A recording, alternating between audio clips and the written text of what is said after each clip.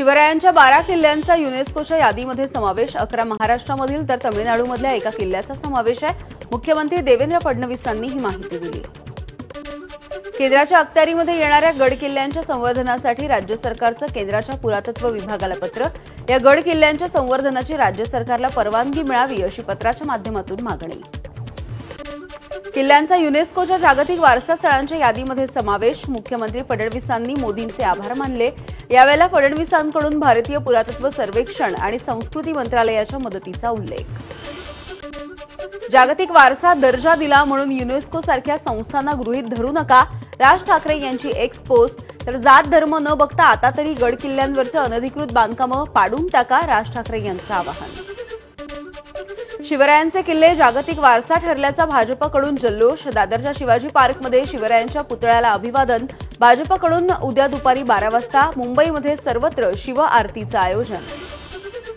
छत्रपती शिवरायांच्या 12 किल्ल्यांचा युनेस्कोच्या जागतिक वारसा यादीमध्ये समावेश। या अभिमानास्पद क्षणाचा भाजपच्या वतीनं पुण्यामधल्या लाल महालाच्या समोर आनंद उत्सव साजरा। युनेस्कोच्या जागतिक वारसा स्थळांच्या यादीमध्ये नाशिकमधल्या साल्हेर किल्ल्याचा समावेश आहे। साल्हेर ग्रामस्थांनी फटाके फोडून आनंद साजरा केला। सटाणा विधानसभेचे आमदार दिलीप बोरसे यांच्याकडून समाधान व्यक्त। कोल्हापुरी चपलेच्या संदर्भात इटलीमधील प्राडा या कंपनीचं शिष्टमंडळ येत्या काही आठवड्यामध्ये महाराष्ट्रात दौरा करणार आहे। विविध संघटनांसह कोल्हापूरमधील कामगारांची भेट घेणार असल्याची माहिती। पूर्व विदर्भामध्ये दमदार हजेरी लावल्याच्या नंतर राज्यभरामध्ये पावसाचा जोर ओसरला। पावसाने उघडीप देता सोलापूरमध्ये राज्यामधील उच्चांकी 33.3 अंश सेल्सिअस तापमानाची नोंद झाली आहे। पुढील 24 तास हलक्या सरींचा इशारा। मुख्यमंत्री देवेंद्र फडणवीस आणि उपमुख्यमंत्री एकनाथ शिंदे यांच्याकडून नवी मुंबई विमानतळाच्या कामाची पाहणी। मुख्यमंत्री फडणवीसांकडून दुसऱ्यांदा विमानतळाची पाहणी। पालघरमध्ये अज्ञात महिलेनं शहरामध्ये लागलेला भाजपचा बॅनर फाडला। ही घटना सीसीटीव्ही कॅमेऱ्यामध्ये कैद झाली आहे। पालघर पोलीस ठाण्यामध्ये तक्रार दाखल।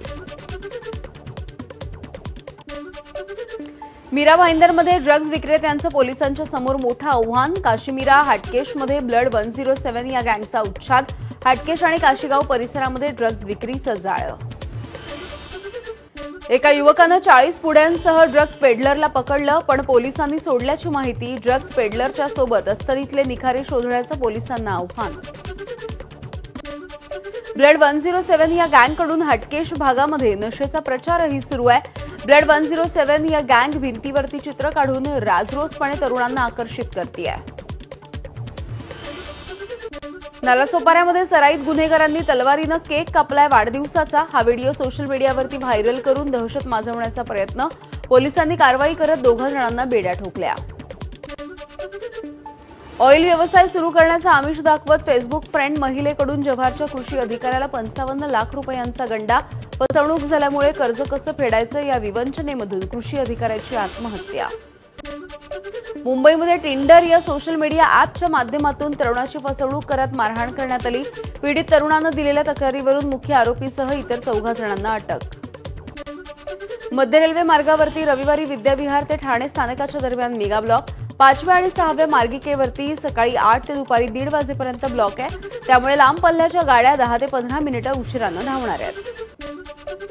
हार्बर रेल्वे मार्गावरती उद्या वाशी ते कुर्ला या दरम्यान सकाळी 11:10 पासून संध्याकाळी 4:10 पर्यंत मेगा ब्लॉक आहे। या ब्लॉकच्या कालावधीमध्ये सीएसएमटी कडून वाशी, बेलापूर, पनवेलच्या दिशेनं जाणाऱ्या लोकल रद्द। उस्ताद अल्ला रख्खा आणि उस्ताद झाकीर हुसेन यांच्या स्मरणार्थ गुरुपौर्णिमेच्या निमित्ताने प्रणाम या कार्यक्रमाचं आयोजन। झाकीर हुसेन यांचे भाऊ फजल कुरेशी आणि तौफिक कुरेशी यांच्यासह दिग्गज कलाकारांनी या कार्यक्रमाला उपस्थिती लावली होती। मुंबई आणि देशामधील टेस्लाच्या पहिल्या शोरूमचं 15 जुलैला उद्घाटन। वांद्रे कुर्ला कॉम्प्लेक्समध्ये 4000 चौरस फूट रिटेल जागेसाठी भाडेपट्टी करार। शांघाय कारखान्यामधून 5 मॉडेल वाय कार मुंबईमध्ये दाखल। मित्राच्या वाढदिवसाला बंदुकीमधून 2 राऊंड फायर करत वाढदिवस साजरा करण्यात आला। पुण्याच्या बावधन परिसरामधल्या वृंदावन फार्म हाऊस सुसगावमधली ही घटना आहे। फटाके नसल्यामुळे बंदुकीमधून 2 राऊंड फायर करण्यात आले। या प्रकरणी एकाला अटक झाली आहे। पुण्यामधल्या कात्रज परिसरामध्ये 7 ते 8 जणांकडून एकावरती तलवार आणि कोयत्यानं वार करण्यात आला। कोंढवा रोड परिसरामध्ये असणाऱ्या एसबीआय बँकेसमोरचा हा प्रकार आहे. हल्ल्याच्या नंतर पळून जात असताना तरुणांनी हातामध्ये कोयता आणि तलवारी नाचवल्यात. साताऱ्यामधल्या हॉटेलच्या बिलावरून एका टोळक्याचा मालकासोबत वाद. टोळक्याकडून हॉटेलची तोडफोड. 2 जणांना अटक करण्यात आली आहे. दगडफेकीच्या दरम्यान रस्त्यावरचे 4 जण जखमी झाले. पंढरपुरातल्या दर्शन रांगेमधील उड्डाण पुलामध्ये विद्युत करंट उतरून 3 श्वानांचा मृत्यू झाला. विठ्ठलाच्या पदस्पर्श दर्शन रांगेमधला हा धक्कादायक प्रकार आहे. इगतपुरीमध्ये 14 जुलैपासून मनसेचं 3 दिवसीय शिबिर. राज ठाकरे यांच्या उपस्थितीमध्ये पार पडणारे शिबिर. पक्षामधले नेते पदाधिकाऱ्यांसाठी शिबिराचं आयोजन. राज ठाकरे महानगरपालिका निवडणुकीच्या आधी पदाधिकाऱ्यांना कानमंत्र देणार. अहिल्यानगरच्या पाथर्डीमध्ये पंचायत समिती कार्यालयावरती भुते टाकळी आणि परिसरामधल्या ग्रामस्थांचा मोर्चा. पंचायत समितीमधल्या वेगवेगळ्या योजनांचा लाभ घेण्यासाठी लाच मागितली जात असल्याचा आरोप. अहिल्यानगरमधल्या लोणी खुर्द गावामध्ये हिंदुत्ववादी संघटनांचा मोर्चा. चिकन विक्रेता चिकन धुण्यासाठी वापरत असलेल्या पाण्यामध्ये लघुशंका करत असल्याचा आरोप करत कारवाईची मागणी.